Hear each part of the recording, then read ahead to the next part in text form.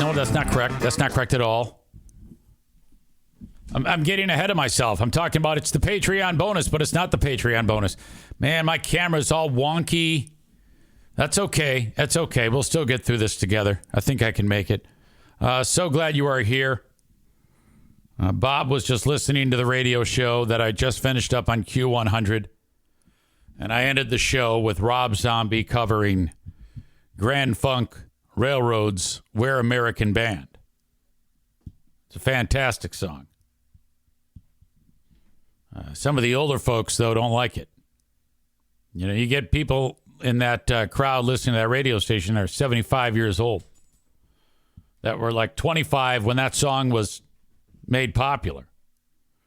So they're like, I hate that shit. It's like, disagree.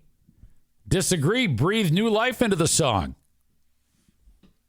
My God. I think that's fantastic when you can take an old song that alone rocks and just kind of throw it on its ear a little bit, do something a little bit different, even though the arrangement of that song wasn't a whole lot different. It was maybe a little bit more intense, but I freaking loved it.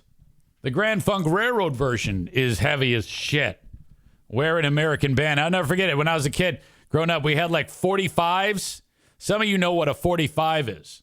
Some of you that are listening probably don't even know what a 45 is. It's a small record. It's a single. And I had my Grand Funk singles that my brother handed down to me. That's how, when all of my friends growing up in the city of Warren were listening to like Duran Duran and Flock of Seagulls, I was listening to Kiss and Boston and Jay Giles Band and the Beatles and Led Zeppelin. This is like 1982, 83, 84, 85, 86. Oh my God, fuck that shit. All right. Thanks for being here, folks. We have the type of show where it's Act 1 and Act 2. Because sandwiched in between the acts, I have the historic radio staff meeting that I am part of. As you know, I'm a radio guy now and a podcaster. Bulls on Parade 91 says that I should play the Rob Zombie song on the radio called Pussy Liquor. With liquor is Liquor. Pussy Liquor. Hey, everybody, that's Pussy Liquor from Rob Zombie. I don't think I'm going to play Pussy Liquor on the radio. My God, it's bad enough that the folks at Q100 got buyer's remorse 1 second after I started working there with that phone call that said, hey, will you take down the sign advertising Q100 in the background? And I'm like, what? What the fuck's going on? Well, you said cock. The actual quote. I go, whoa. All right. And so what? Yeah, you just got to take the sign down. So then I, one and one make two. I go, you've never heard the podcast before, have you? No, not even once. I'm like, I'm kind of glad you didn't, because I don't know if you would have hired me. It's fine. Just take down the sign. All right. No problem. I can do that. I was butthurt for a minute, and then they said, don't even worry about it. No, it's totally cool. So, yeah. Act 1, Act 2 today. Over the weekend, the Tom Brady roast went down. I think that actually televised last night. They did it on Netflix. And by all accounts, it was an absolute smash. You can watch it on Netflix. I think they might have done it live on Netflix. I don't know. I'm always the last one to find out. I may have read that somewhere. But, oh my God. It was from what I was reading. The jokes were just scathing and biting. What is the chick's name? God damn it, blonde chick, hilarious. Nikki Glazer. I guess she was on fire in that thing. Bert Kreischer, Tom Segura, Tony Hinchcliffe, Sam J, Randy Moss, Julian Edelman, Drew Bledsoe, Rob Gronkowski. Jeffrey Ross, who's one of the better roasters you'll ever find, he made a joke about Robert Kraft. And I guess it was a problem. Like Brady had a problem with the joke. All right, let's get to it. And it wasn't even that great of a joke. This is someone held a phone up to the TV, so excuse me for the audio being so thin. He said, "I'm the best decision your organization has ever made." I guess that's Tom. Tom talking to Robert Kraft, the owner. I'm the best decision your organization ever made. Or Robert Kraft saying, Tom, you're the best decision our organization ever made. He said, "I'm the best decision your organization has ever made."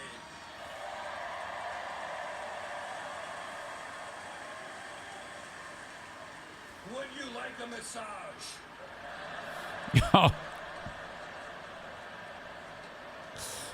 Okay, so they're referencing when Robert Kraft got a hand job at that Asian spa on Super Bowl weekend or whatever the fuck it was. So that happens, and then watch Brady.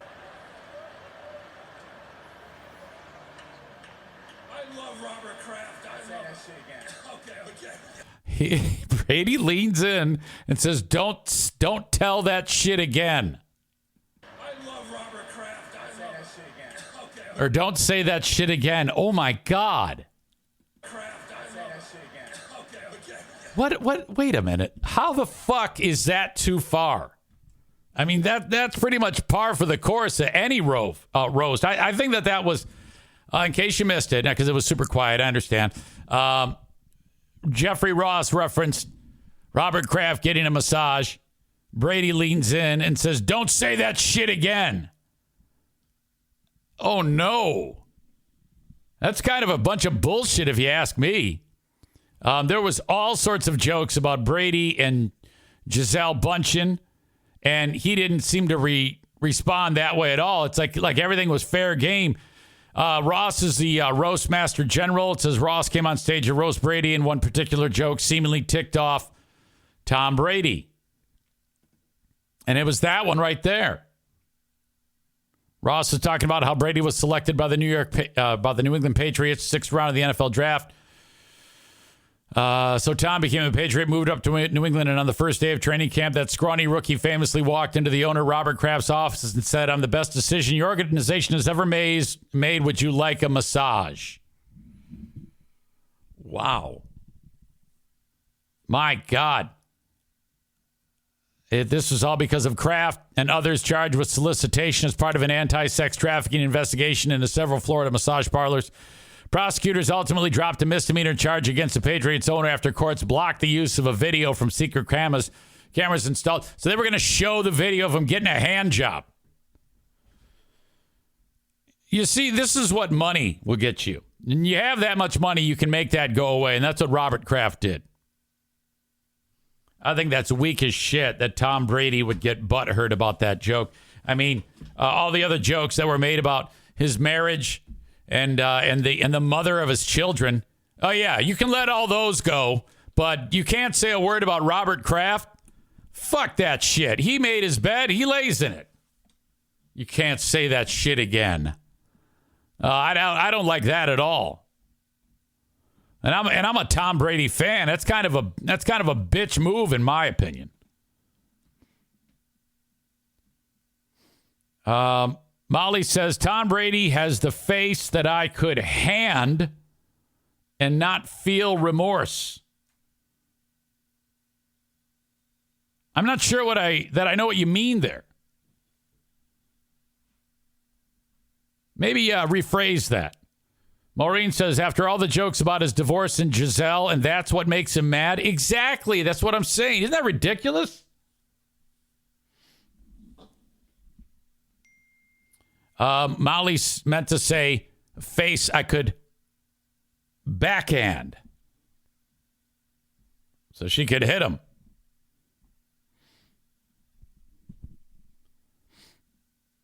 Cole says, I'm pretty sure it was a blow job, not a handy. Oh, whatever. I think it was a massage. But it doesn't really matter at this point. His penis was manipulated until it blasted his old man goo. Tyler says, anything is fair game in a roast. The only thing that could have stood out to me is if before the roast, Tom Brady said, you are not allowed to make fun of Robert Kraft. Okay, that, and then once he did it, which is ridiculous. If I'm running the roast, let's say I'm Jeffrey Ross. So easy. One thing you cannot make a joke about is Jeffrey Ross. Or, damn it, Jesus, I'm an idiot. Is Robert Kraft. I'd say, okay, no problem. And then the first joke would be about Robert Kraft. That is the quickest way to move to the front of the line, is reveal the one that you can't joke about. At least that's how I would do it. Well, thank you for the tip. And then you capitalize. Let's see. Don't call him out for paying for prostitution. Tom Brady, asshole of the day. Yeah, if you think about it, people who go to facilities like that where people are trafficked and basically in servitude for sex, that sounds like one of the most heinous things that could possibly happen. And you're facilitating that by going in there. And somehow he gets away with it without anything happening to him. I imagine Kraft, in my hopes and dreams, Kraft is sitting there at that roast. And like he's next to significant other. I have no idea if he's married with someone or what. But, I mean, that would be fantastic. Tyler says after Tom Brady said, don't joke about that shit again, that he wishes Jeffrey Ross would have turned to him and said, or what? What are you going to do? You going to hit me? Big deal. You're bigger than me. You're stronger than me. You're Tom Brady. You're gonna hit me right here? Like fucking Will Smith? Is that what you're going to do? Cole adds, don't forget when Kraft paid that murderer to catch touchdowns. Well, that's kind of a stretch. I don't think it was, hey, I know you murdered someone. Take this money. I am currently on day 5 of my and final day of prednisone, a steroid for this shoulder, back, whatever the fuck it is, pinched nerve in my neck. That's, I think, technically what's going on there. This stuff works wonders, but I'm concerned because I'm just about done taking it. Well, I am done taking it. I took the last 2 pills this morning, and so now we're going to have to wait and see what happens. As the medicine leaves my system, how badly will these symptoms of this pinched nerve start to reemerge? And then once they start to reemerge and I still start to bitch about it, or when I start to bitch about it, I will then hear from all these scumbags who love chiropractors saying, easy, you need a chiropractor. You're an idiot for not going to a chiropractor. It's like, yeah, I'm an idiot because I'm listening to my physician. How does that make me an idiot, moron? At no point did my physician say, easy, I want you to start treatment with a chiropractor. I know what you're all saying. You're all like, oh, you're all conspiracy theorists. Like, oh, yeah, it's all big pharma and big med. They're just trying to take your money easy. Yeah, not everything's a goddamn conspiracy theory. David writes, your pain will be back in a few days. Pills are a temporary solution. That's weird because that's not at all what my physician said. And as far as I know, David in Hudsonville does not have the acumen to tell me what's going to happen. Who do I trust? David in Hudsonville or Dr. Byers? I wonder. Joe Martinez says because they are quacks. Are you telling me chiropractors are quacks, or are you telling me physicians are quacks? Tyler says chiropractors, quote, all you have to do is come in 3 times a week for the rest of your life and you'll be fine. I love all you chiropractor enthusiasts are all like, yep, I've determined I need a chiropractor. And you just roll the dice and go. My God. Joe Martinez says doctors are idiots. Oh, God. Are you telling me you haven't been to a doctor? Do you not go yearly to get like a physical? Jesus. I hope that that's not the case. You should go to the doctor at least once a year, Joe Martinez, to get your blood work checked and, just get the kind of like, this is really weird. A guy who would tell everybody to get their AC unit checked to keep it so that it lives a long life won't go to a doctor. That might be one of the biggest contradictions I've ever heard in my life. Nice credibility, dumb fuck. What a moron.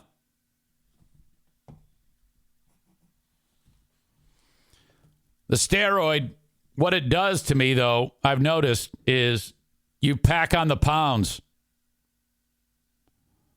I've eaten very little, and I'm gaining weight.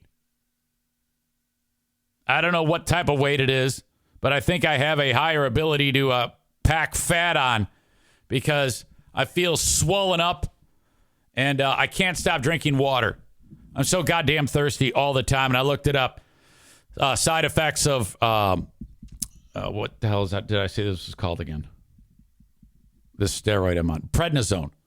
One of the side effects is extreme thirst. So right now it feels like my mouth is drier than Hurricane Ashley's twat. Joe Martinez says, you're the moron. Now I'll have David break your AC. Is he coming over today? Is today the day for that? I don't even have my phone. What time is he supposed to be here, Joe? Is it you said it was today, right? Is it today? I forget. Anyway, I feel like kind of a slug. My tits are extra large.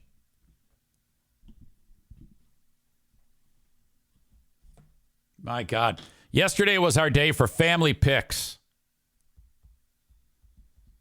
Queen of the Forest. Actually, Jacqueline set it all up. Okay, so you got all of us getting ready for the family photo. The family photo, we hired this photographer, and she's like, I've got just a spot.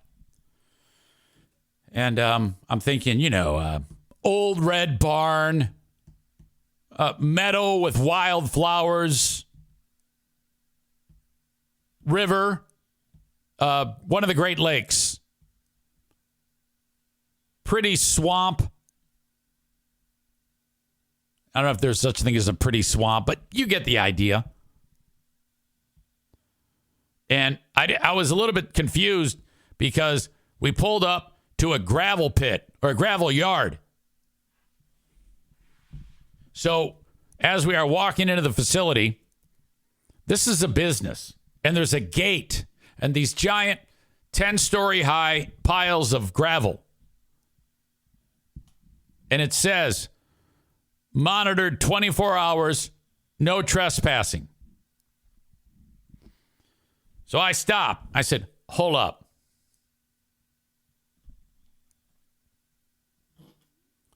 Are you sure we can go in here? Oh, yeah, do it all the time. I go, yeah, I know. But I've been on the receiving end of a no trespassing incident before.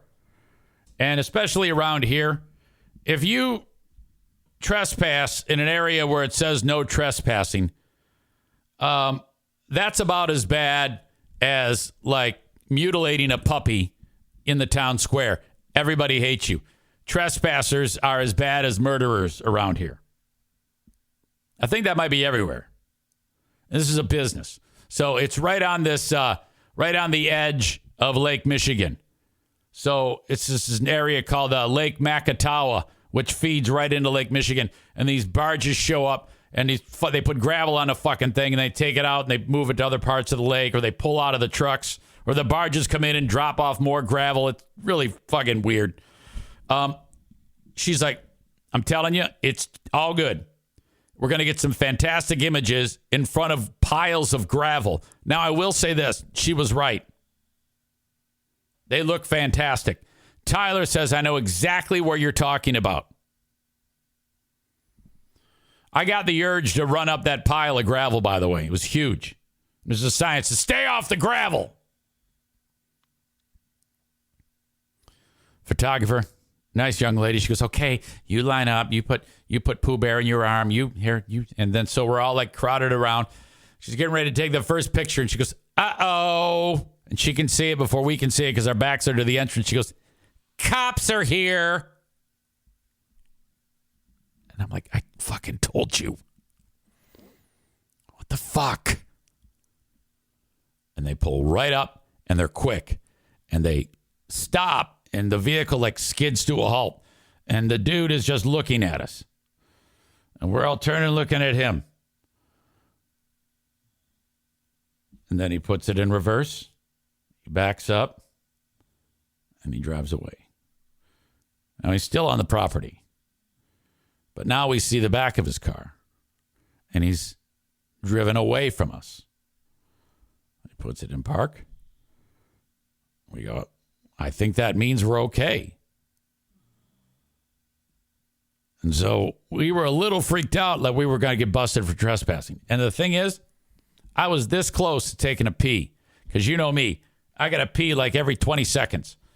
And can you imagine if the cop pulled up right when I was taking a pee? Oh my, I'd have been a sex offender for life. Oh my God. Well, we got about 2/3 of the way done.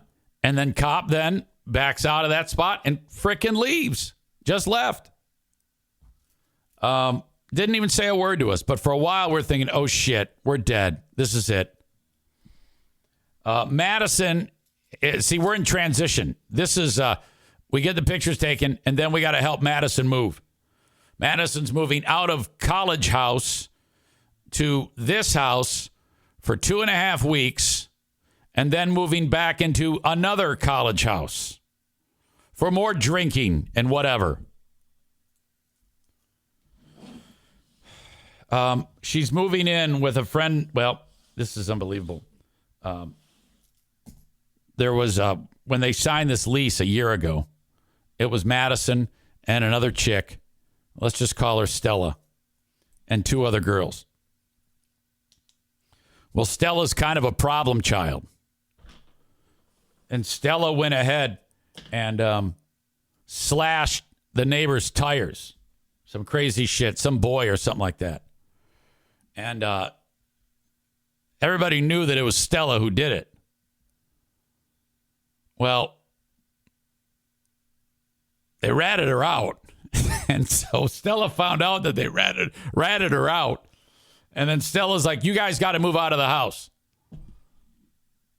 And Maddie and roommate said, no, go fuck yourself. We're not moving out. So now Stella and Maddie and the rest of the crew are going to live together. And I'm like, yes, this is going to be good. I am excited about this. So 2.5 weeks here at the house. Like right now, she's sleeping. She went to bed probably at like 4 a.m. She'll wake up at 2 p.m. That's the way college students roll. Isn't that funny, though? The second that they leave college, they start to like, they get like a big girl job. They start to become normal, productive people in society. Basically, when you're in college, you're kind of just, hoping to get through your education. You're relying 100% on your parents. You have a job just to get you gas money. My God. Like I walked into her house yesterday to help her move. And she goes, "Oh, did you see this?" And she hands me a bill. I go, "What the?" And she had, I don't know what the fuck happened. She was doing something out of state, and she felt terrible, so she took herself to the emergency room. And this is like out of network, and so it's a big bill. And she gives me a bill, and it's for $800. I go, okay. She goes, I can you take care of this? I go, well, yeah, but you have to call, and there's all sorts of steps that we have to take, but you have to do it. But yes, of course I'll help you. Because otherwise she'd be destitute. These are all things, again, that I'm hoping and praying for will have it so that when I become elderly and feeble, these people will take care of me and not put me in a home. All right? I just don't want to be lonely. You have to. I just wish that kids would reciprocate what we do for them. And I don't think they always do. I think sometimes kids will put their parents into a home. Like, what a shit show that is. I've been saying to my mom, or I'm sorry, to my stepmother and my dad, I was like, you guys should come live with us. You should come live with us. I don't think they will because they're really hard-headed. They're always like, I don't want to. It's the same thing I say to Wally, my late mother's husband.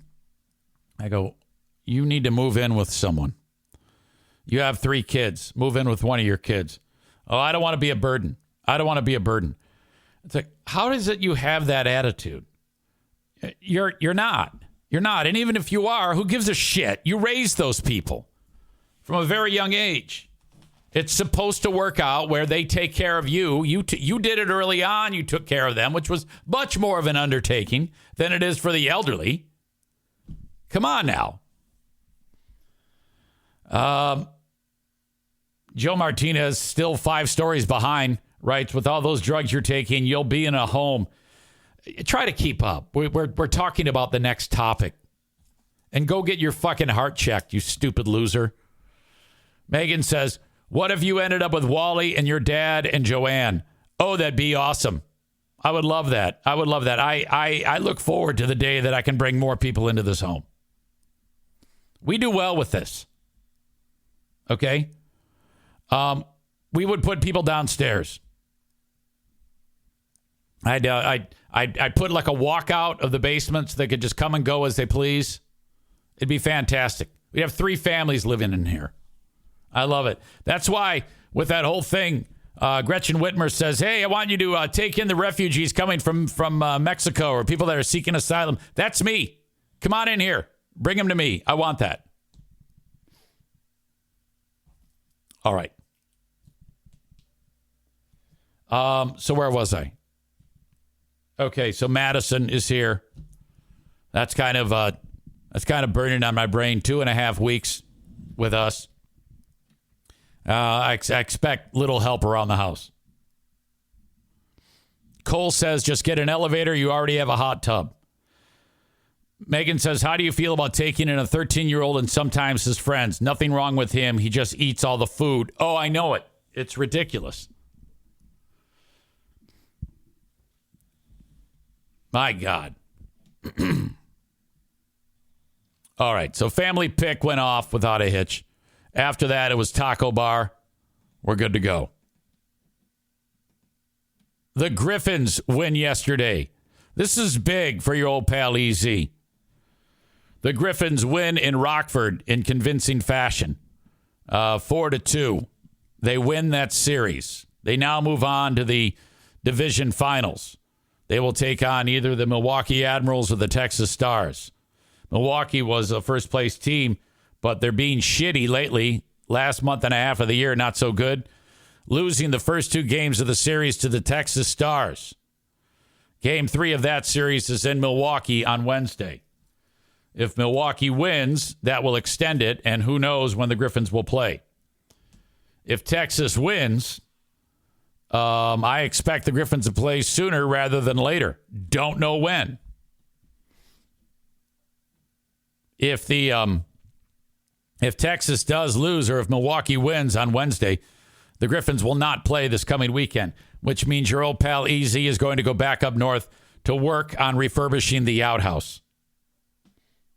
I'm now starting to get cocky in that endeavor, replacing pieces of wood, cutting wood with my saw, with my circular saw, which I had to literally get it out of the case and figure out how to attach the saw blade. And I was concerned that I was going to put it on backwards. I've had the thing for like 3 years, not even used it once. Had to go and read the instructions about how to put a saw blade on. Somehow managed to put a straight line on a piece of wood and cut it with that saw. And god damn it, did I feel like a man. So now I'm getting cocky. But my daughter said to me the other day, she goes, I hate it when you're doing work there. If you're doing anything with a saw, because if you get hurt, you're alone. I'm like, yeah, I know. But I mean, honestly, how bad could I possibly get hurt that I couldn't drive myself to the hospital? I don't know. Whatever. So, all right. That's a little bit of what's going on in my life. Love to hear from you about what's going on in your life. Mike Ball and a couple others of you sent me this story about yet another teacher, a female, doing something not so good with a student. Here are the details. First of all, let me just show you what she looks like. This is what everybody wants to know. Mike Ball says, lock her up. She kind of just looks like any woman. Plain Jane. That's a Wisconsin 4.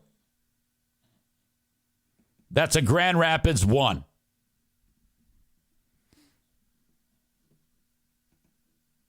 Tail of the tape. She is engaged. Police got access to text messages between the teacher. Her name's Madison Bergman. And a 5th grader. Just months before her wedding. Okay, so if you're 6 in 1st grade, that makes you 7 in 2nd, 8 in 3rd, 9 in 4th, 10 in 5th. This might be the most despicable one we've featured. This woman is 24. She had recently begun her career at Rivercrest Elementary School in Hudson, Minnesota. Mom of the 10-year-old intercepted after allegedly hearing a phone call between the 10-year-old and the teacher, Madison Bergman. The kid's parents discovered several text messages between him and the teacher, featuring conversations about inappropriate encounters that allegedly occurred in Bergman's classroom during lunch periods or after school. The accused pedophile allegedly wrote, I enjoyed you touching me and making out, according to charging documents viewed. Upon reading the disturbing messages, the boy's dad stormed into the school with printouts of the conversations in hand. God damn. A subsequent police investigation uncovered even more disgusting details, including a handwritten letter found in the teacher's backpack in which she allegedly wrote about making out and being in love with the child. Quote, one of my cousins is 10, and I can't imagine a man talking to her how we talk, Bergman wrote. So she wrote, yeah, my cousin is your age, and I just can't imagine talking. Oh, God. I know we have a special relationship, she continues, and I do love you more than anyone in the world, but I have to be the adult here and stop. Okay, so she was really mesmerized by the 10-year-old's crank and making out with him, but she does realize that she has to put the brakes on it. The disgraced teacher told investigators that she got the victim's phone number from his mother after she was invited on a ski trip to the somewhere with the family over winter break. Later on, she got engaged to her high school sweetheart. When police investigators asked about the text, Bergman invoked her right to an attorney. The teacher's been placed on administrative leave. And she was arrested on that day. Wow. Usual release from the school. We are shocked and disturbed by this news. Our greatest concern is for the Rivercrest school community and the children impacted. The teacher has been barred from contacting any students, parents, or staff within the district. The chick was set to be married in July, not quite 3 months after her arrest. She faces 1 count of first-degree child sexual assault and was released on a $25,000 signature bond. Wow. Jesus. That's got to be it, right? I mean, she's not going to get married. I mean, 10 years old. That kid probably doesn't even have any fuzz down there. God damn. Cole writes, her fiance must have a little pin if she needs a 10-year-old to give it to her.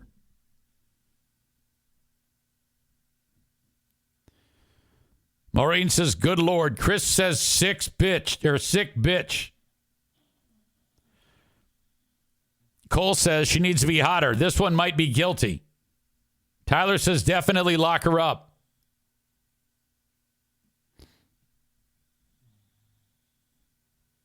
Dave says asshole of the day. Donut Dan says what the heck? Our teacher's the new priests. I don't know, something about that age. That is, so a lot of times you'll hear about the 23-year-old teacher and the 17-year-old student who's about to turn 18 in a month and something going down. In those cases, it's a lot different, in my opinion. If you got a 10 or 11-year-old child, an elementary school age child, holy crap. I don't even think I was that old when I shared my first kiss with Tracy Urban. I remember we planned it out. Hey, we're going to kiss. All right.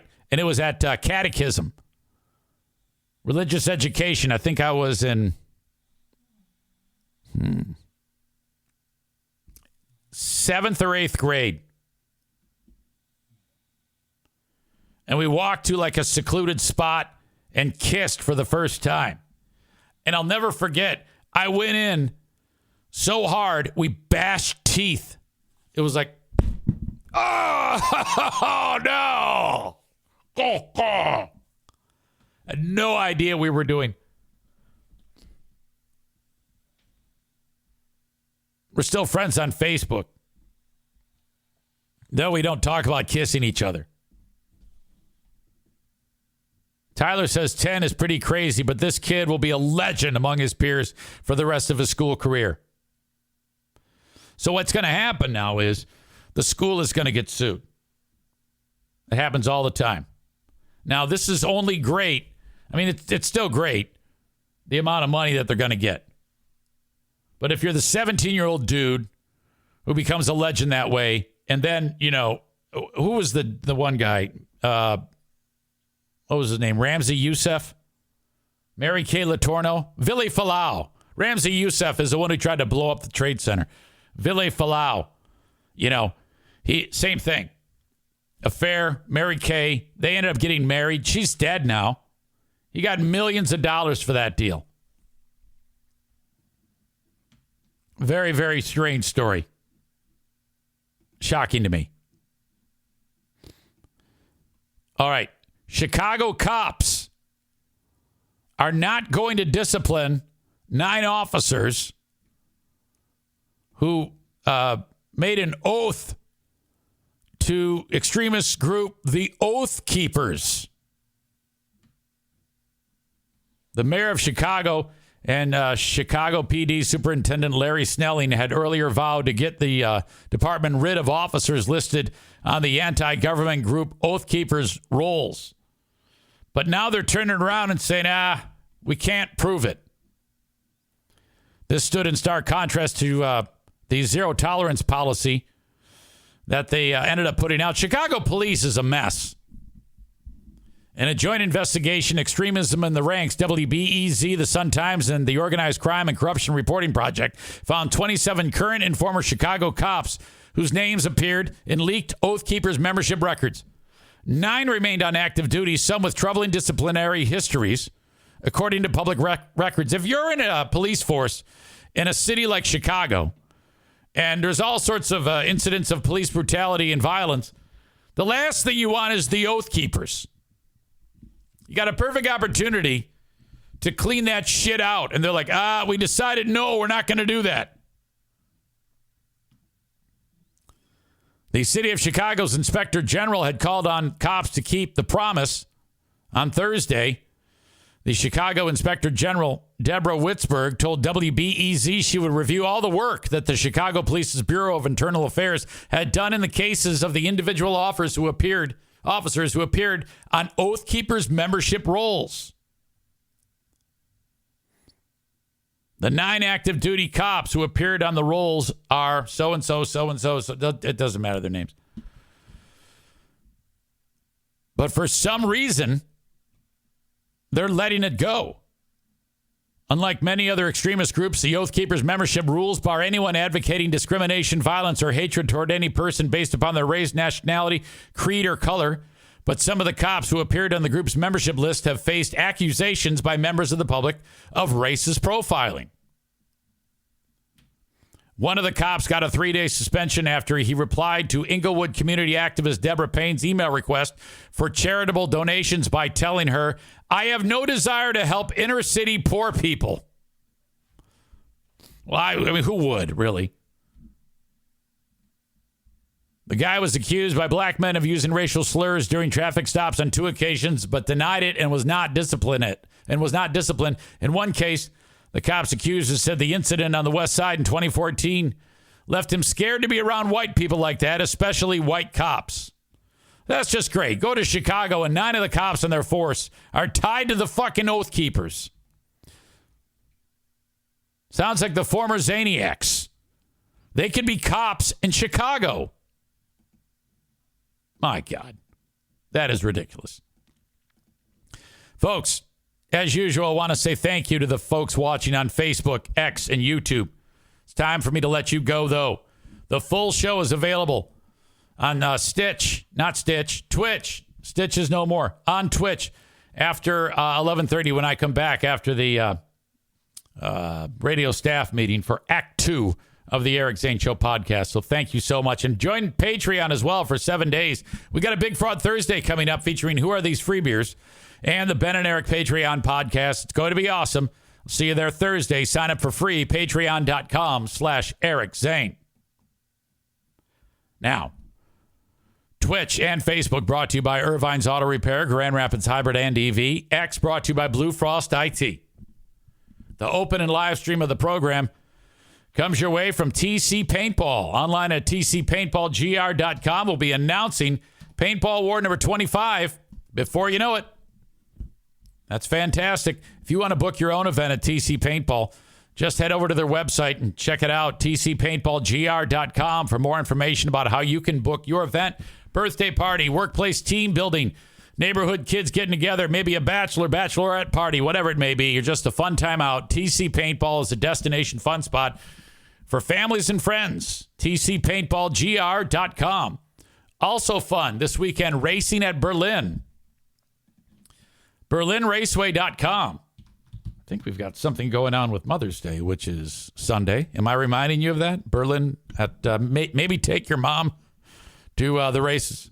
Yes, Mother's Day is coming up on Sunday. All right. So anyway, head to BerlinRaceway.com if you want tickets. That is BerlinRaceway.com for the May 11th show. Tickets on sale for $14 when you buy them online at BerlinRaceway.com. Parking is free. 15 and under, free. This week, the Midwest Modified Tour and Weekly Series. You can bring in a cooler, 12 by 18 or smaller with all of your snacks. and beverages except any alcohol. You buy all that there. Thank you, BerlinRaceway.com. Great partner. It's time to think about getting that pool installed in the backyard. Jennison Pool and Spa Depot is who you want to call upon. Jennison Pool and Spa Depot along Chicago Drive in Jennison are your complete source for all of your pool supplies.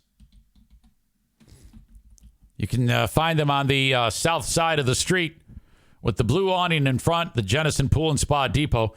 You can give them a call. They're waiting to hear from you. 616-457-0500. So whether you need any type of service done on your setup, pool or hot tub, or you want something installed, or you want to buy something, get it all at the Pool and Spa Depot. ThePoolandSpaDepot.com or call 616-457-0500. Hey, what's up? It's your pal EZ with another amazing partner for the Eric Zane Show podcast, the Eufy Video Lock. Oh my gosh. Smart lock, 2K cam, and doorbell, 3-in-1 triple security. You got everything in one device, all right? Rather than install piecemeal, hoping that you got this app, that it's going to work okay, and that app, and oh my God. This is not just for security, but also for convenience. No more worrying about losing keys. And you can assign passwords to your family members and see them coming back home via the integrated camera. So, you know, like they all have their codes. They walk up to the door. They punch it in. The door unlocks. In they go. And, of course, it's a video camera. So it's all there. You can see who shows up at your door. This is fantastic. We live in a golden age for home security. And the Eufy Video Lock is the top of the heap. Okay, you can go to eufyofficial.com/video lock for more information. This thing is easy to install. The setup, all you need is a Phillips screwdriver, no drilling or anything like that. All the keyless entry components make it so fantastic. 0.3 second fingerprint recognition. Amazing. No battery anxiety. You've got the ultimate, I don't know what it is, super lithium whatever that keeps this thing powered for a long, long time. No monthly fee on this, unlike other brands that do that. They just bend you over and charge you a monthly fee. I love the Eufy Video Lock. Get to eufyofficial.com/video lock. EUFY official.com/video lock. All right. Bob says, all I know about Chicago is from the Blues Brothers and Chicago Fire, and they have good pizza. That is true. Rebecca says, discipline, those cops need to be fired. Patrick says, I'm going to get some concessions during the intermission. You do that. Folks, thank you for being here for the first part of the show. Act number 1 is in the books. And I will be back with Act 2 in just a little while. Thank you so much. Till then, bye-bye.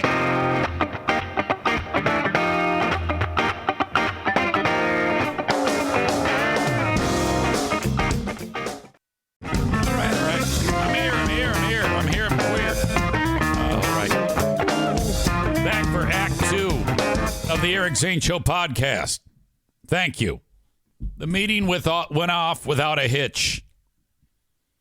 The big workplace staff meeting. David from A&E Heating and Cooling is here. He's probably right outside the window right now. He can hear my every word. The big swinging dick, Joe Martinez, with an emphasis on dick, probably is... I don't know. It's probably time for the second siesta of the day. He's 6 or 7 Dos Equis into the day. While David works. I don't know if he's a millennial, Gen X, Gen Z.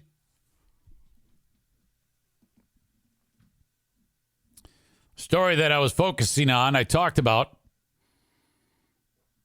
Job experts blame resenteeism. That's a made-up word. RESENTEEISM. For why Gen Z does the bare minimum at work. But Gen X workers might be even worse. Gen X? I'm Gen X. Of course, I'm not a bad worker. I'm a fantastic worker. I'll work circles around anybody. I would think that if you're going to compare anybody, you would be comparing Gen Z with the generation ahead of it being millennials. But they're not included in this. More and more people are finding it difficult to stay engaged at work due to a lack of motivation and burnout, this article says. They start by writing that it's no secret that Gen Z has gained a reputation for being the most challenging generation to work with. Many companies and hiring managers have admitted to having a bias toward Gen Zers, preferring to hire older candidates because of their lack of workplace skills. This, in turn, has caused a level of resentment and lack of enthusiasm for how Gen Zers approach the role at work. Then there's the resenteeism for why Gen Z does the bare minimum. In a TikTok video, Brett Trainer, a career content creator, questioned if anyone had heard of the term resenteeism. He explained that he recently learned the term after stumbling across a CNBC article about Gen Zers evolving their quiet quitting into resenteeism. I should give this guy a chance to say his video here. Tell me what's better I than... don't think that's it. Forget that I even said that. Let's see. Brett Trainer is the guy. Corporate America is at war. Corporate America is at war with Gen Z or Gen X. It's all confusing to me. Gen X right now, and frankly, all non-C-suite employees. And guess who's going to win this war? It's not going to be you. The only winners are going to be the C-suite execs and the shareholders. Let me illustrate for you. I even wrote this down so I didn't miss anything. First, the obvious ones, right? Mass layoffs. We see them everywhere. It's a numbers game. They're not strategically reducing to... All right, I didn't watch this ahead of time, so I don't want to get to this. I'll have to come back to that.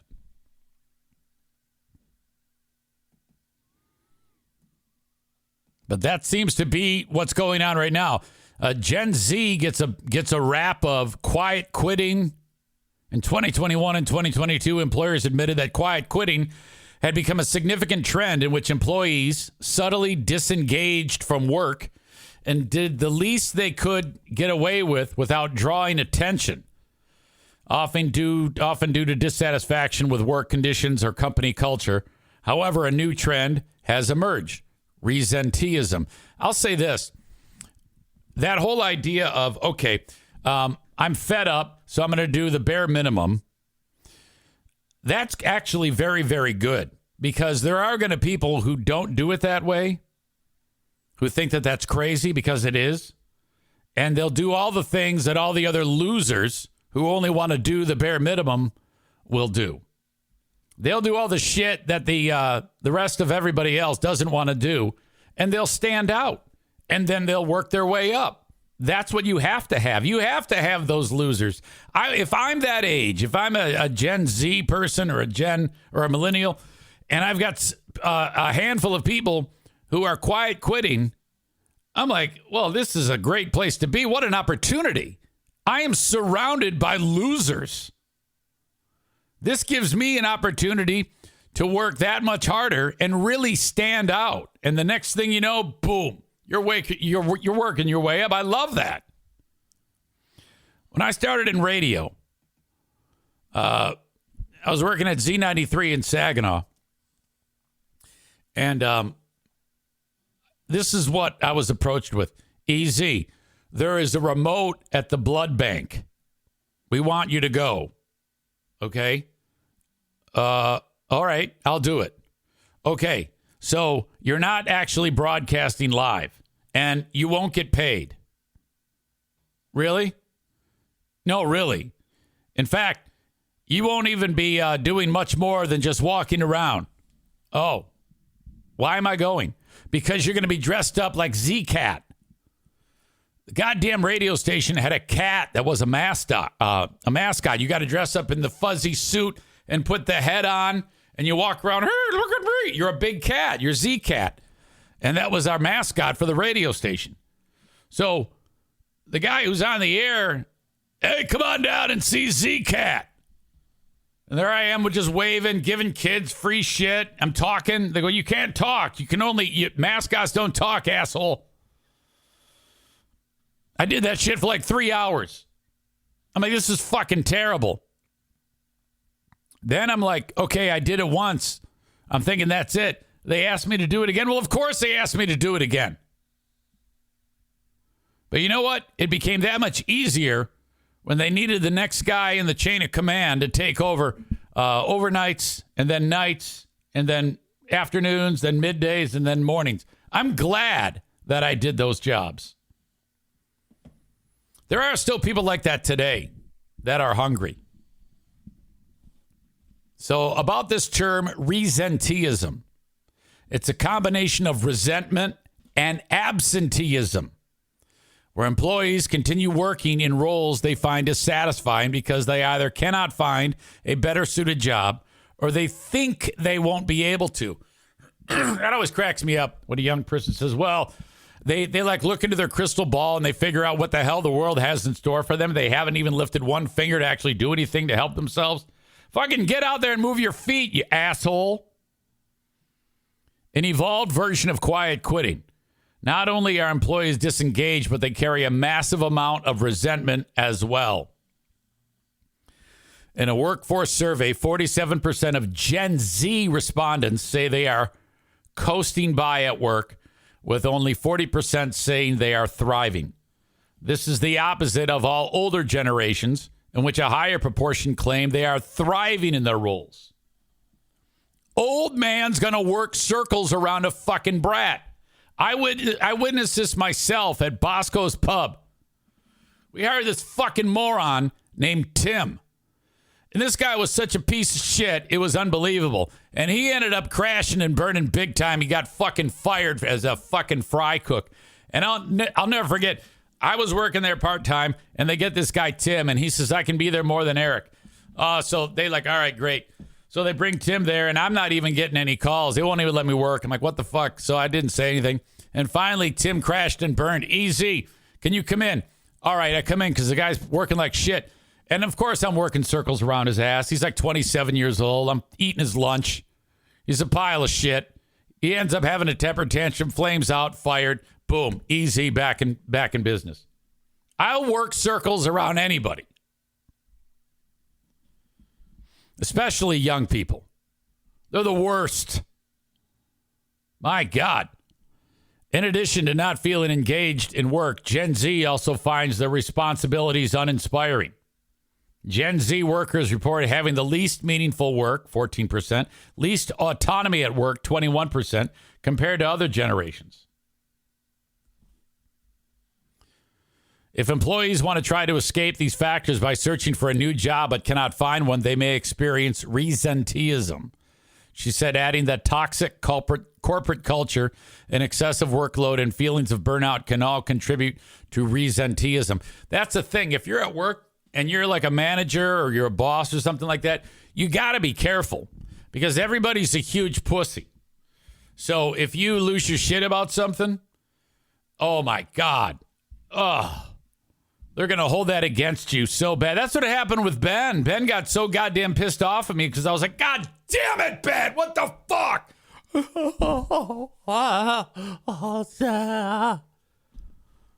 was unbelievable. Their resentment can build up over time if they cannot find another position while their work environment fails to improve. The issue is much bigger, though, among Gen X workers. Gen Zers aren't the only ones who are struggling with resentment from their employer and job positions. Gen Z always have other options and opportunities to take up side hustles to supplement their income at jobs they don't enjoy. However, Gen Xers rarely have anywhere else to go, which is why they stay at the same jobs for most of their careers. Too many Gen Xers think Oh, well, there's nothing else I can do. I either do this to the day I die, and this is all. It's such bullshit. Just fucking go work. There are people dying to have you in their place to work. This is exactly what I was feeling 4 years ago when I ended up just leaving and going solo again without a plan, Trainer admitted.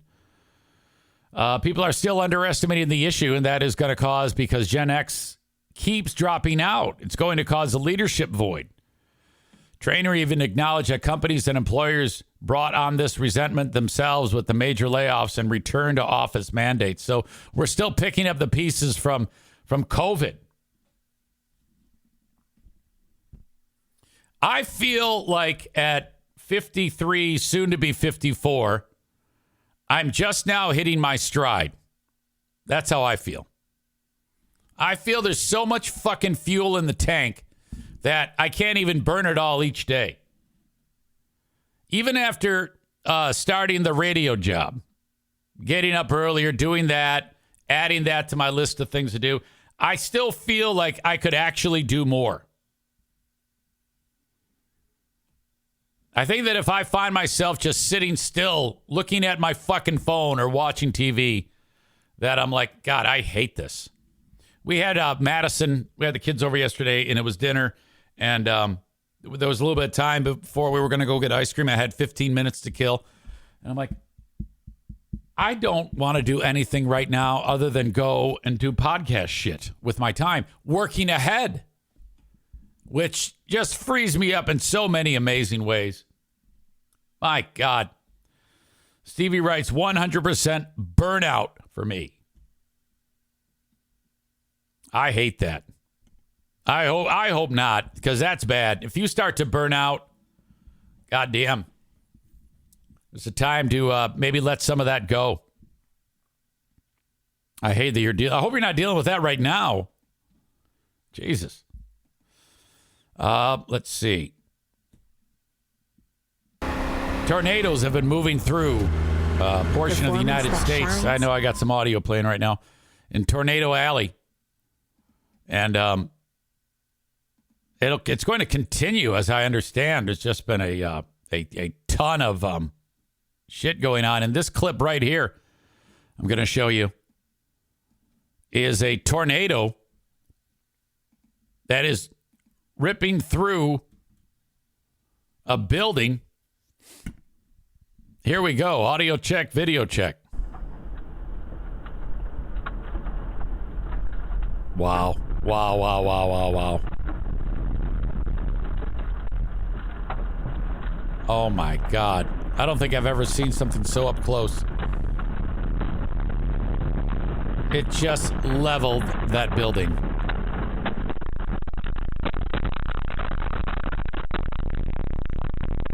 Let's back up. Building standing tall. Trees. There goes one tree. 10 seconds later, they're all gone.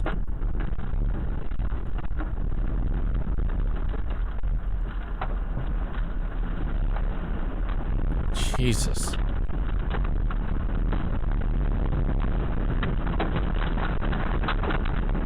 My God. Sorry about the audio.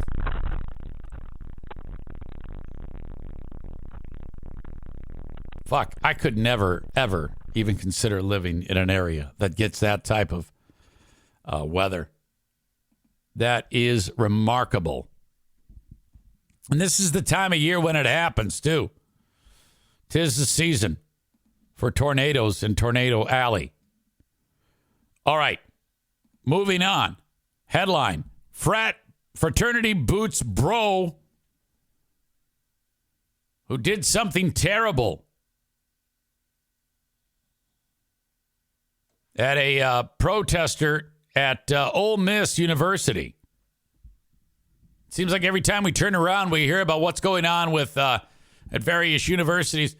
A lot of pro-Palestinian, what do you call it? Displays and protests and shit like that. Side note on that, I was talking with Nick at the arena. Most of those people that if they were protesting, if they wound up going to Palestine, and showed their face, they'd probably be murdered. Those people don't like white people. Okay? It's a fact.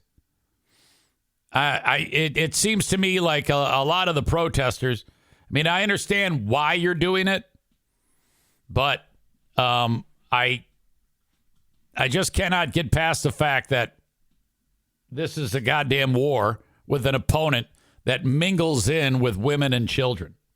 That seems to be lost on everybody. Hamas is to blame for the war, without a doubt. And I still believe that. However, if you're protesting and there's people that are doing their thing, waving their flags, and then you're a counter group, probably not a good idea to go up to the black pro-Palestinian protester while everybody has their cameras out and start making monkey noises. Never good to bust out the old monkey noise at any one point in time. If you're another student, you happen to be next to a guy who's making monkey noise, you want to get out of there as quickly as possible. And that's a thing where it's probably a good idea if guy makes monkey noise to black guy and you're on the other side, let's say you're pro-Israel, you should punch guy who's making monkey noise in the face. Say, hey, I didn't sign up for this. You can't be making monkey noises. The fraternity is Phi Delta Theta. I'm going to guess that in this still photo right here, it's guy in the blue T-shirt, that he would be making the monkey noises, or perhaps this fat ass in the white T-shirt.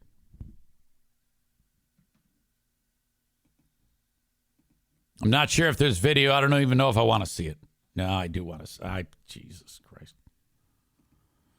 All right. This is pretty ugly. This is how it went down at Ole Miss.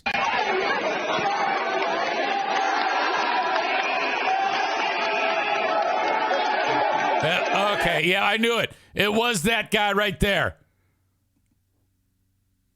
What an asshole.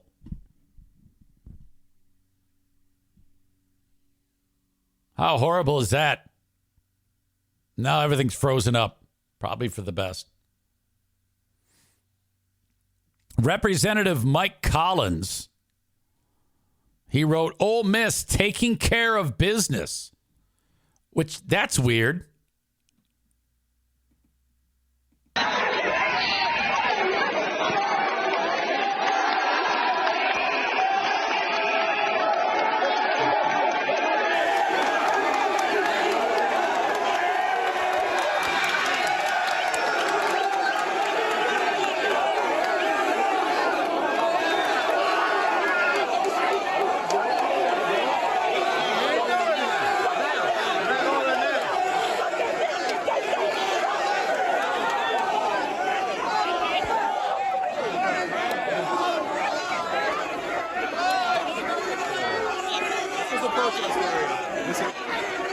Are they saying fuck her up?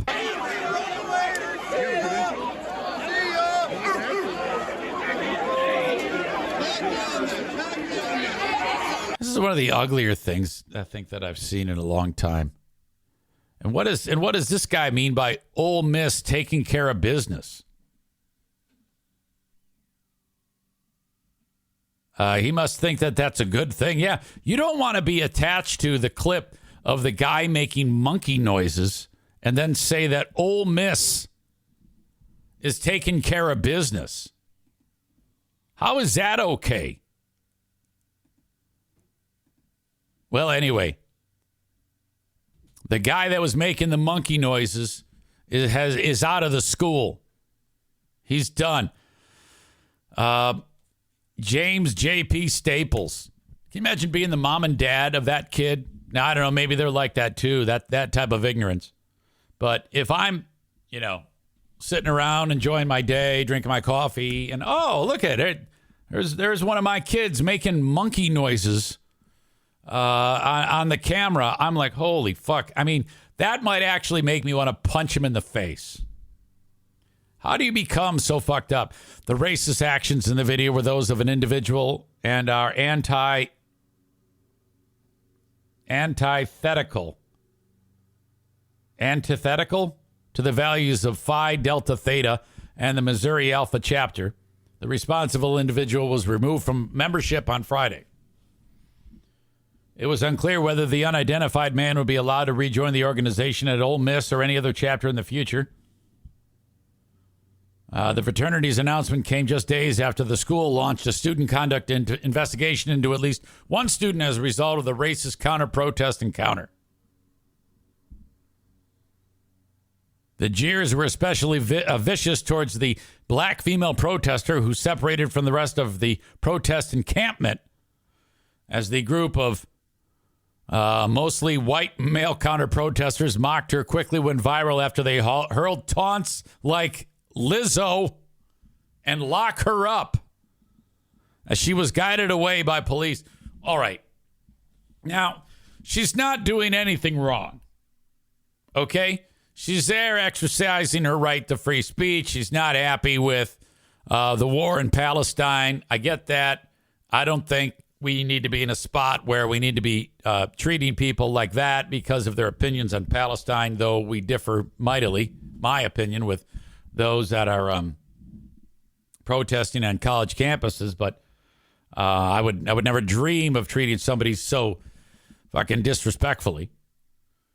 If she had been a pain in the ass or done something horrible herself, okay, I could see actually busting out the Lizzo blast. But she didn't deserve that. And by the way, Lizzo herself taking strays in this. If you're Lizzo, you're like, God damn it. Holy shit, I can't do anything. Now, any large black woman is being called Lizzo. More on Representative Mike Collins, who is a Republican from Georgia, who proudly reposted the video and captioned it, "Ole Miss taking care of business." Governor Tate Reeves tweeted his approval with footage of the counter-protest. "Warms my heart," he wrote. Don't these guys watch the videos that they're endorsing? The confrontation drew comparisons to the 1962 protests when its white student body found themselves in uproar over the decision to admit a single black student. That's the one with, remember Jerry Jones, the owner of the Cowboys, when they let the black kids into the school, they ended segregation. He's like part of the tough guy gang, the local street kids.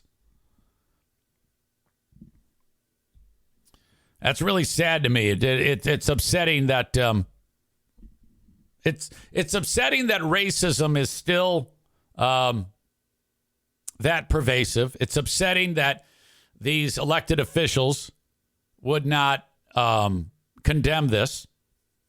It's encouraging that the university and the fraternity threw the piece of shit out. But that is a fucking disaster. Holy shit. Rebecca says, "I would slap the crap out of him." She adds, there was a kid at a high school basketball game last year in Jenison who was making monkey noises to one of the players on the opposite team. I remember that. We talked about it here. I forgot what happened to the kid, though. I think he might have gotten expelled. Joe Martinez says, "I told David to break your air conditioner." We just had a good laugh, by the way, talking about your boy Chris. They were here to install the furnace. And poor Chris. He was the one that went out to get some parts or something like that. And the other guy was working. It wasn't David, it was the other guy. I forgot his name, too. And Chris took the A&E van out. And then he comes back. Now, while he was gone, something crazy went down. and I noticed that when I let the dog out, that this brand new van is like a $80,000 van that Joe has. And it's all fucked up in the front end. It's leaking fluid and it's smashed. And I'm like, what the fuck? You already wrecked your fucking van? So I texted Joe. I'm like, dude, what the hell is going on here? I can't believe you did this. What is this ghetto shit?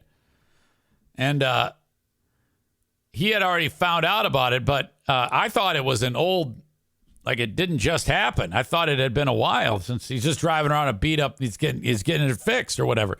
But it had just happened. Fucking ding dong was traveling too close behind to somebody and was looking at his fucking phone or some shit. And he smashed into a vehicle in front of him. And one of Joe's buddies saw it and texted him. He goes, hey, motherfucker, are you out driving and did you just smash into it? No. Oh, well, I just saw your truck smash into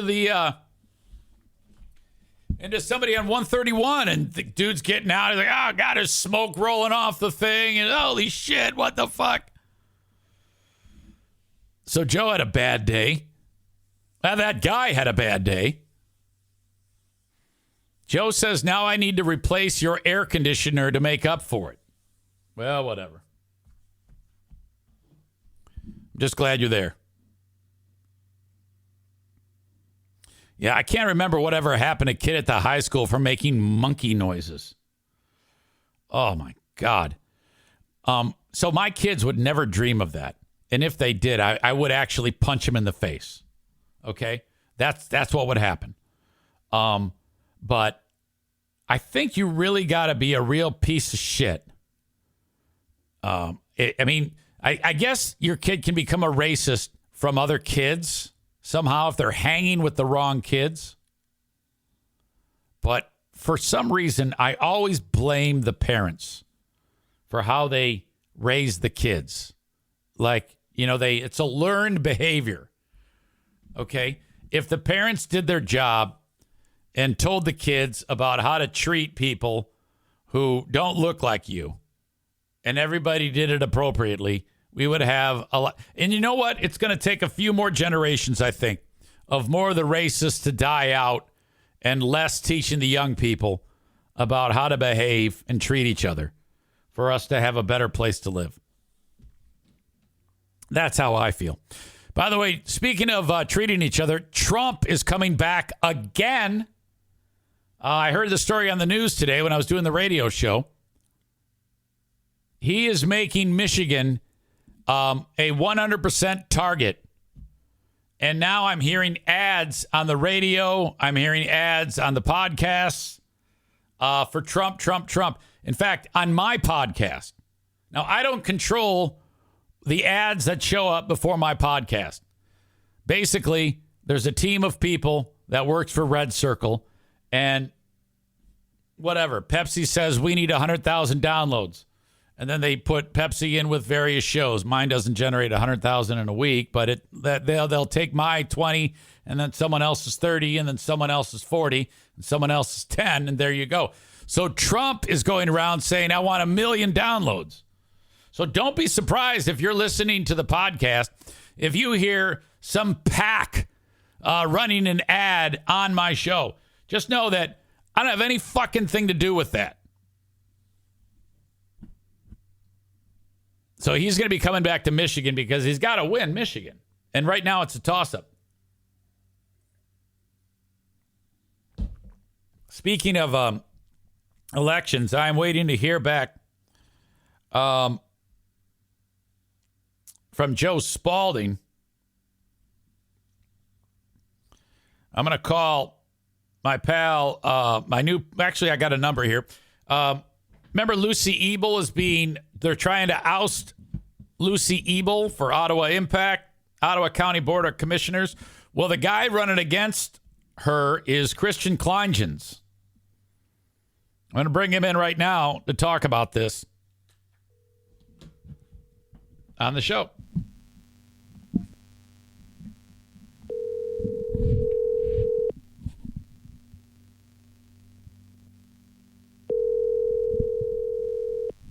What that home is.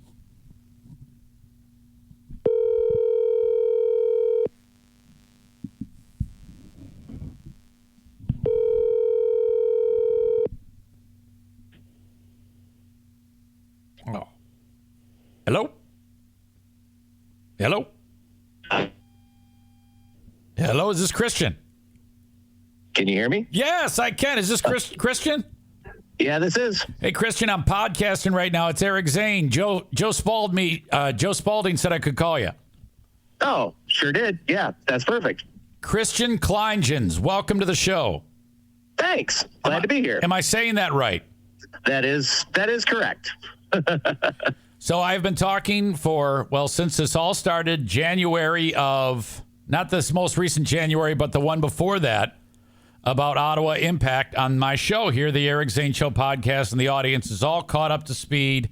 And then your name surfaced as the one trying to win the spot in the recall election coming up tomorrow. Yes, indeed. So take me through it. How did you come up with the idea to try to oust Lucy Ebel? How come? Take me through it. Well, it's a long tail that involves a lot of people, because this was really a group effort of people within the county, but especially within the 2nd District, that really felt that there was the possibility of making a change within the 2nd District. And I can tell you that after all the conversations, all the reasons that came up and all the discussion we had, it really came down to the fact that, at that time, there were a lot of people that were really feeling disillusioned by the decisions that the impact commissioners had made, and sort of the tone they were setting for the county as far as, transparency and open discussion and open dialogue, regardless of political affiliation. And what we really felt was that someone had to do something using the rules as they were written by the state, and we felt we should do that. The system gives us a mechanism by which to remove leaders that we don't feel are representing the will of the people, and we opted to exercise the rules as they were written.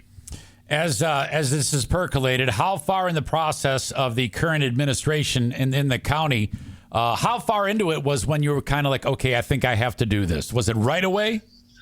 It popped up right away, but we all knew that you could only file after a certain period. So we knew that, if we were going to have this discussion, we needed to have the discussion before the 4th of July weekend, which would have been the 6-month window by which is the earliest you can file a recall petition.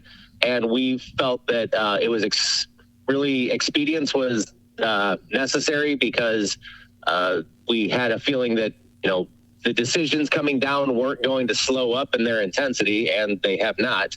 But to get the process going, and with all the time that we had, to do it in, we needed to do it sooner rather than later. So right away, when they got rid of the Diversity, Equity, and Inclusion Office, that was the writing on the wall. They changed the slogan of the county.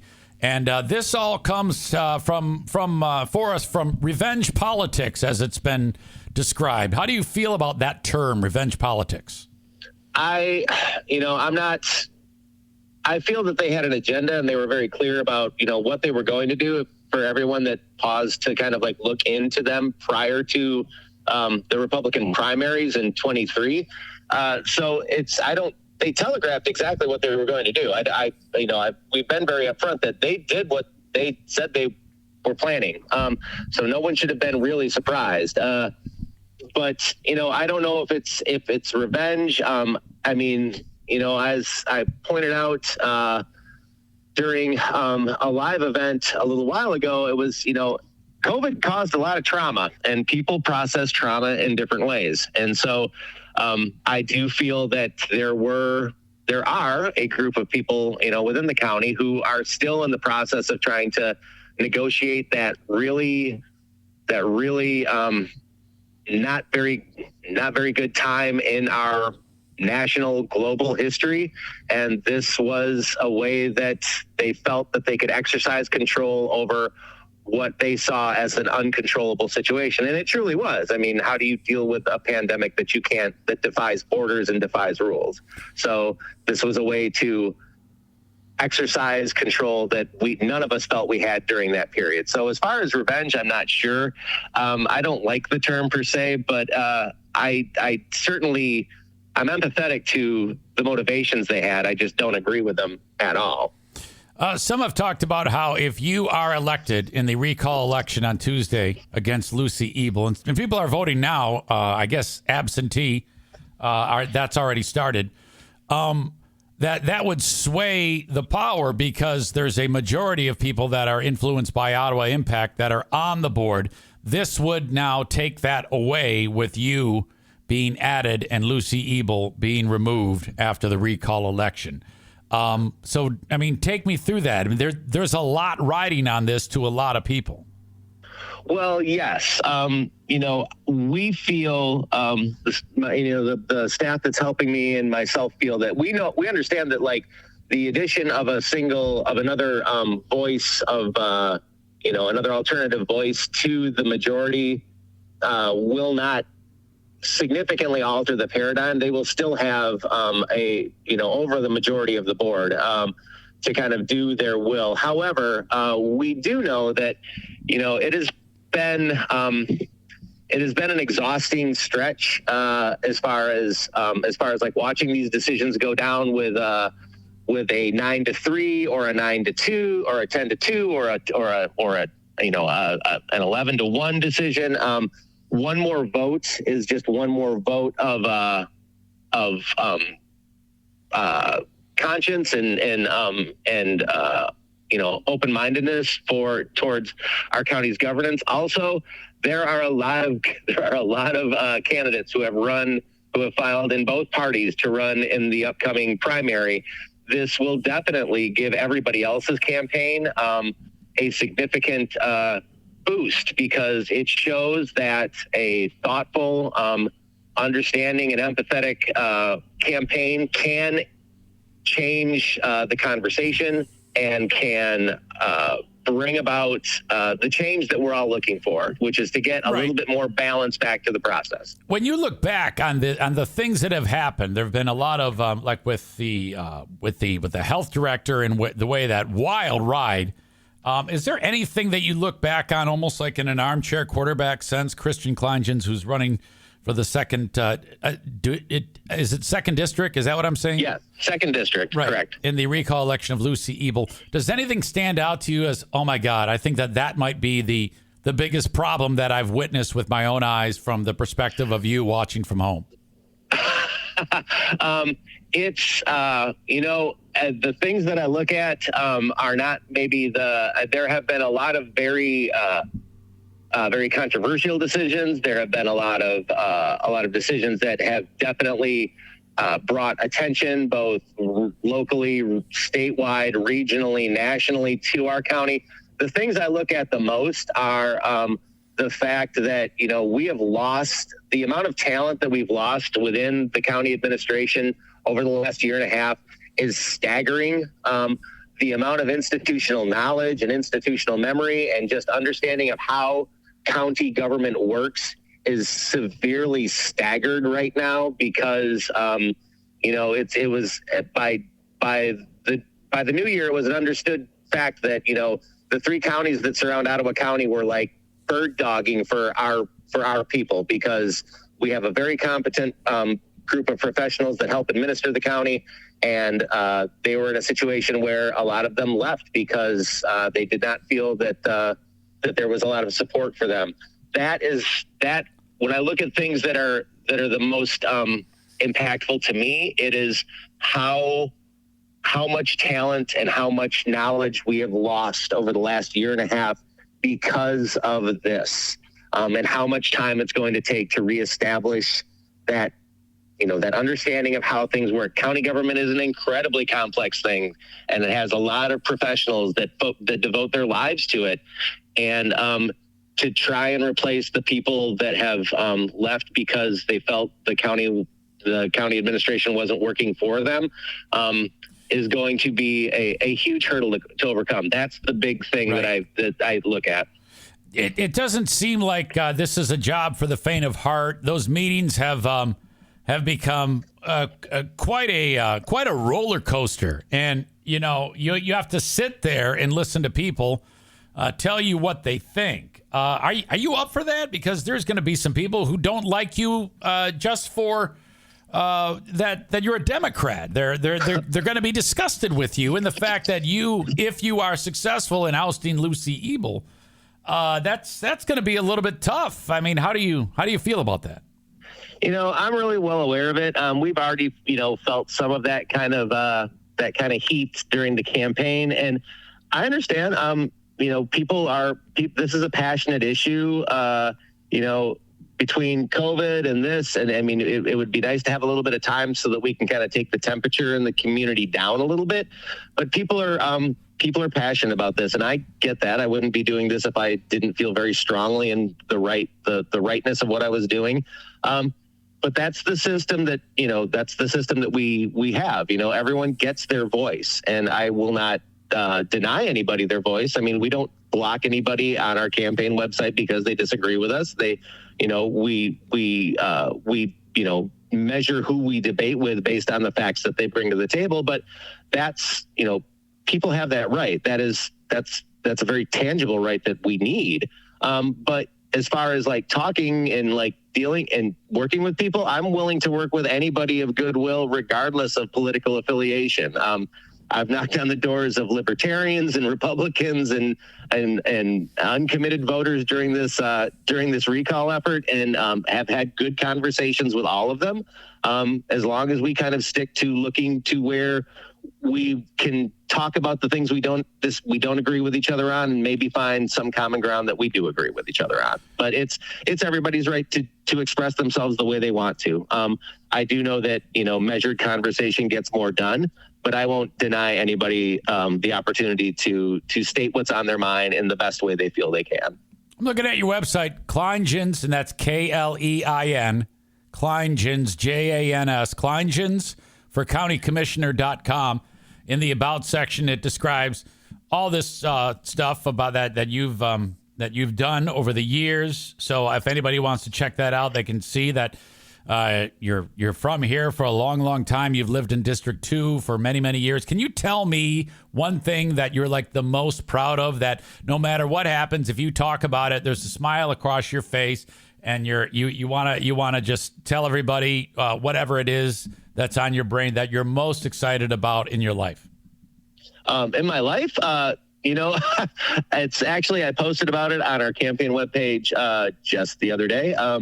It was my oldest son got married this weekend. And on the way to his wedding, which is a pretty big event for a young man, both my youngest son and his best man, who happens to be my youngest son, stopped by our static sign location on North River and Douglas to thank all the volunteers that were out there working for the campaign. And so the thing that I'm most proud of is, I helped raise two incredible, smart, kind, and honorable men who are out there making their way in the world.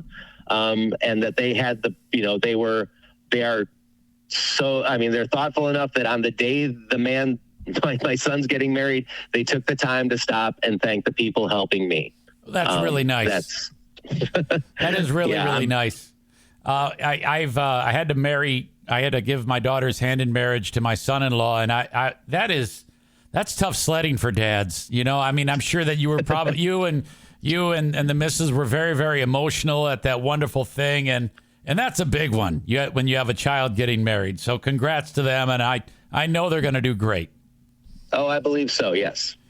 Well, Christian, thank you for taking the time. It's good to meet you. I know it kind of just came out of the blue, but I wanted to make sure that people heard from you directly, and because I really, really support what you're doing and the folks that are supporting you. I'm very, very proud of them and their efforts. And I can't say enough about it. So I wish you nothing but the best, and good luck tomorrow. Okay. Thank you very much, Eric. I appreciate it. All right, Christian. Thank you. There you go. That is Christian Kleinjans. Running for District 2. So if you're in District 2 in Ottawa County, I know this is a podcast that's heard everywhere, But you got to go vote for this guy because we need to end this nonsense of Ottawa Impact. I thought he was great. Love that. All right. There we go. So I'm going to take a break real quick and come back in a second because I've been drinking a ton of water and I got to go tinkle. So that's what I'm going to do. Don't go anywhere. Okay? Act 2 rolls on to the Eric Zane Show podcast. Thank you so much for being here. I do want to mention that my friends at King's Room Barbershop have just signed up for another quarter of marketing. The love affair continues with King's Room Barbershop, and I want you to go there to get your hair cut. They got 3 locations. One is Northland Drive, one is Caledonia, one is 821 36th Street in Wyoming next to the costume room. Excuse me. Haircuts are $19. You leave the tip that you think is appropriate. I usually go $10. They love me. I treat them so well. King's Room Barbershop, where guys and chicks who like short hair get their hair cut. KingsRoomBarbershop.net for more information, including exact locations, schedules, and whatnot. Cannot go wrong with Frank Fuss, My Policy Shop Insurance. Frank is the guy who, when you need a health insurance policy, maybe you're between jobs, maybe you work for yourself, maybe your boss does not offer insurance, you're still going to need health insurance, for God's sake. Frank helps you get in on the marketplace. The way the marketplace works is it's really quite an efficient thing. You go ahead and you get your insurance policy and you sign up for it. And then the way it was built is the government subsidizes it. So each month the policy cost comes due. You pay for some of it, and the government pays for the rest. That's your tax dollars at work. Some people are like, well, fuck that. Yeah, fuck you. This is America. All right? Jesus Christ. So you get the insurance. Now, if you have a really good year like I do, then they say, hey, we gave you all that money, but you earn more than the threshold, so give us our money back on the premium. I'm like, fuck. Yeah, fuck you. So I had to come up with 20 large this year for the premium. Anyway, if you have not as good of a year, you don't have to pay it back. That's essentially how this works. And Frank can help you with that and getting it set up. Don't do it on your own. You'll fuck it up. Frank can help you. Just go to buyinsurancehere.com. That's buyinsurancehere.com for Frank Fuss. Cannot forget about Impact Power Sports. I was just talking with Nick from the arena. He wants a new side-by-side. Go to Impact Power Sports, Nick. ImpactPowersportsMI.com is their website. Better than those four-wheelers. You got the windshield right in front of you. You said that you love it. Go to Impact Power Sports, ding dong. Mention my name. ImpactPowersportsMI.com in Rockford, Michigan along 14 Mile Road.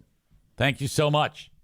I've got a vouch store for you to check out. Vouch.store/Eric Zane, featuring Split Rock Coffee. If you like coffee, you'll love Split Rock Coffee. Whole bean or ground, get a bag of Split Rock Coffee on my vouch store. Vouch.store/Eric Zane. All right. Thank you to Irvine's Auto Repair, Grand Rapids Hybrid and EV. That's where we get our cars fixed in the Eric Zane Show podcast household, and I want you to as well. Irvine's Auto Repair, Grand Rapids Hybrid and EV. All right. Where were we? We were talking about college kids making monkey noises. How awful is that?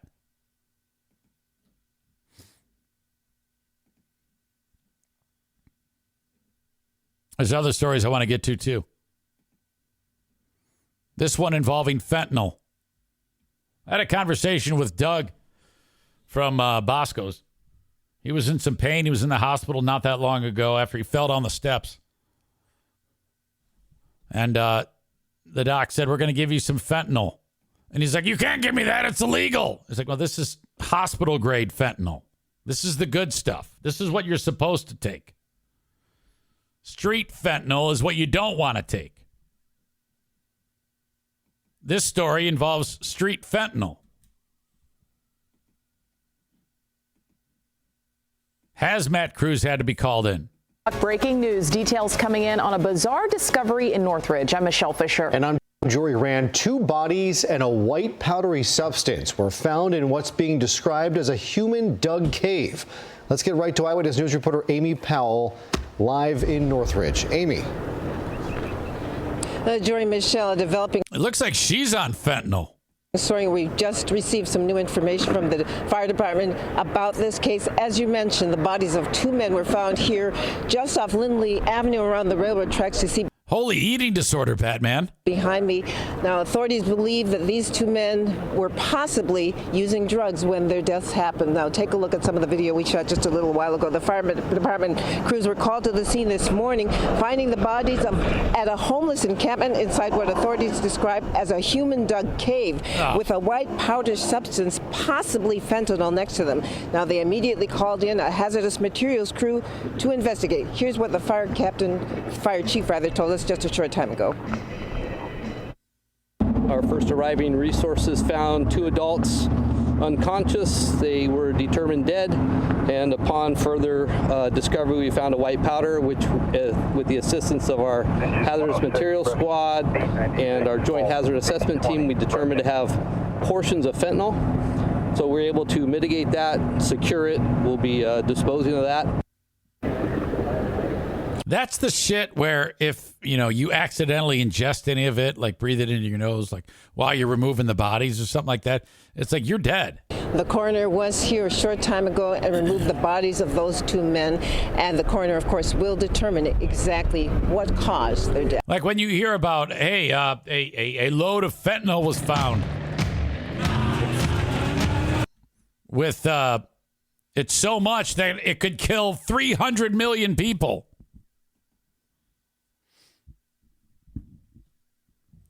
It's like there's no wiggle room.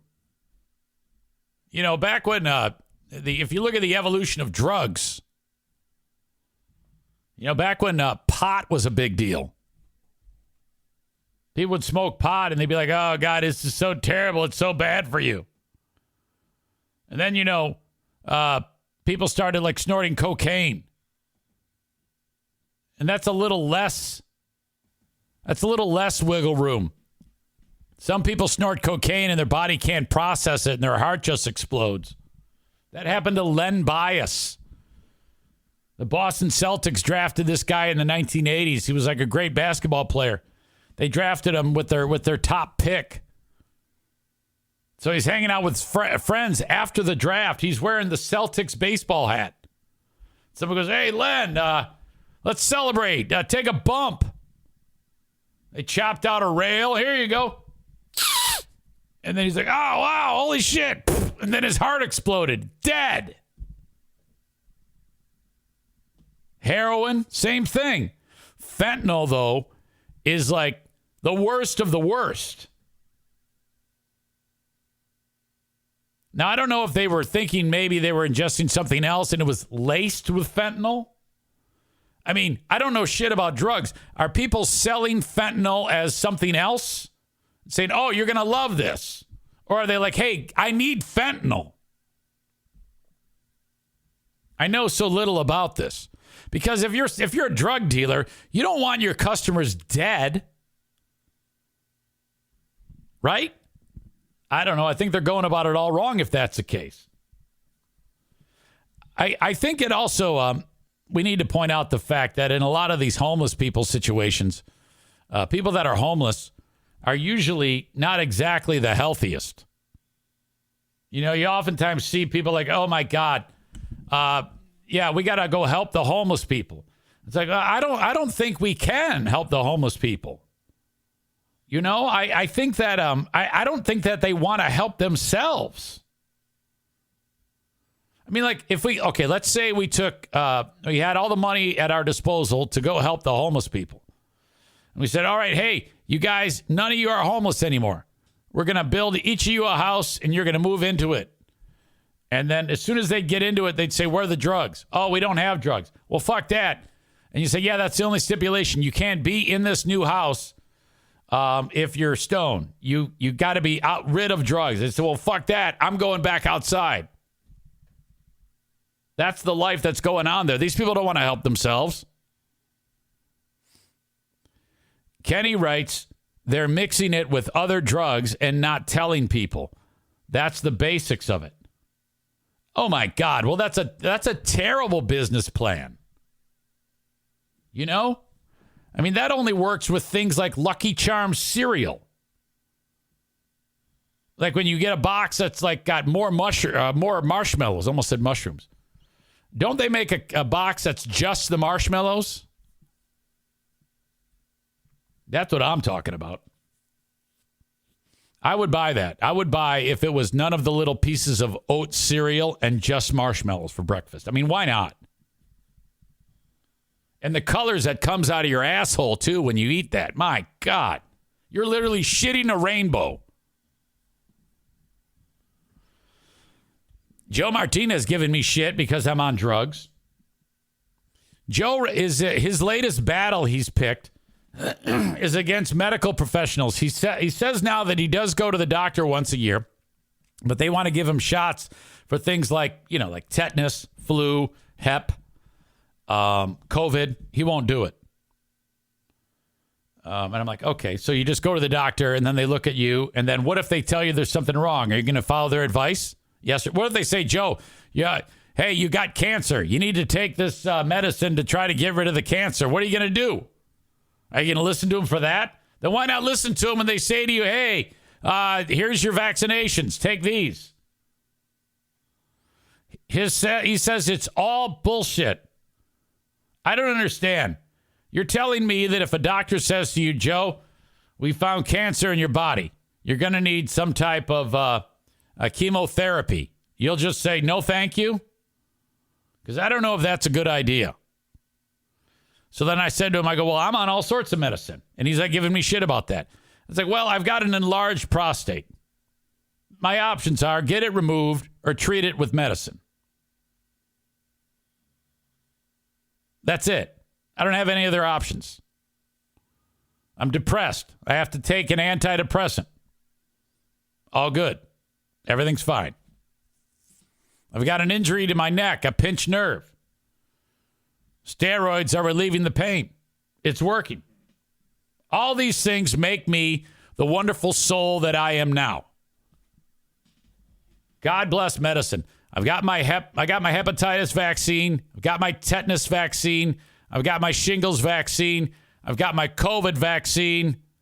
I got my flu vaccine. Get it in me. Give it all to me. I love vaccines.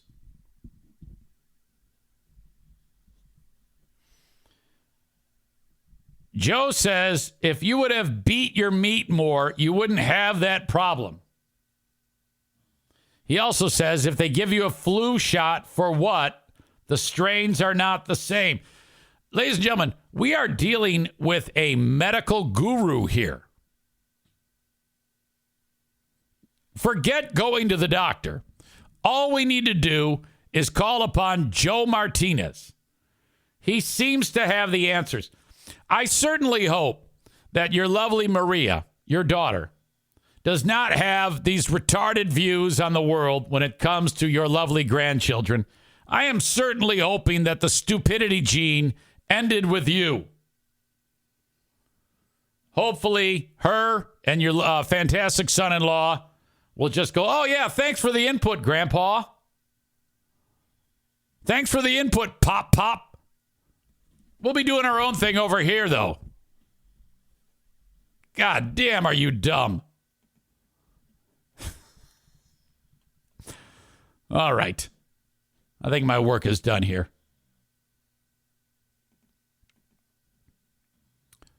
While I'm at it, I should point out the timing is perfect here.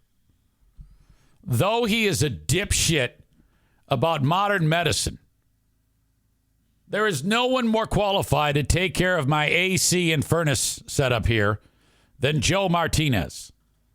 616-516-8579. In fact, call him up or text him and tell him how much of a dumb fuck he is. 616-516-8579 for A&E Heating and Cooling. The absolute best in the business. My work is done for the day. I pay them all for a year. Like, I got a bill for the next two setups. So thank you, Joe. I appreciate that. And away we go. 616-516-8579 for A&E Heating and Cooling. Bob in Lehigh Valley, Pennsylvania says, screw the flu shot. I haven't had that since sometime in the 90s. You'll learn. Kenny writes, sometimes you do need medicines, but when it comes to pinched nerves, I'm not going to trust doctors and surgeons who want to cut me open and jam all kinds of metal in my back or my neck. And I hope they don't get to that point with you, Eric. That's why I recommended chiropractic care. All right. Well, the problem is you don't trust your doctor. And that happens with stupid people. So, since you are stupid, this is why you don't trust your doctor. That's all we need to look at. We need to look at, in the long run, when it comes to IQ, you have less of a number than I do. And so do all of you dumbasses that think like that moron. And I'm getting a lot of that's bullshit. Kenny says, okay, not saying another word about it. Fuck you too, asshole. All right, fine. Wait a minute, where am I here? I'm almost done. I swear to God. Don't forget, we got the asshole of the day. I know who it is right now. And I got my marker back, so it's going to be good. God damn it. The Mario Flores Lakeshore team of Van Dyke Mortgage wants you to reach out to them at 231-332-6505. That's 231-332-6505. They will work tirelessly for you when it comes to getting your mortgage. So whether it's your first one or your 10th one, or maybe you just want to get some money out of your house to pay for medical bills or chiropractor bills or various medicines that you must take or chemotherapy, reach out to the Mario Flores Lakeshore team of Van Dyke Mortgage, 231-332-6505. Easy's on Cameo. Cameo.com/Eric Zane. It costs $20. I want you to do this for your mother for Mother's Day. Now, I'm not going to be telling anybody to go fuck themselves unless you tell me to on Cameo for Mother's Day, but I'm a charmer, okay? So whether it's your actual mom or the mother of your children or the motherly person in your life, expect the best with my Cameo to them through you.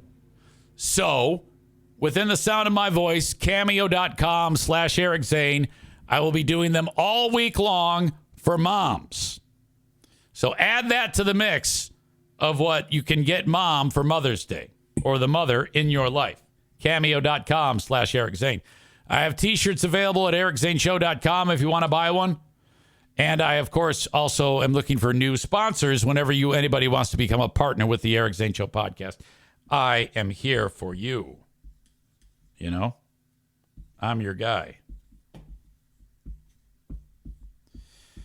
Today's asshole of the day is brought to you by TC Paintball. Normally Rick joins us. He couldn't today. He's all jammed up. The asshole of the day is Tom Brady for getting butthurt about jokes about Robert Kraft.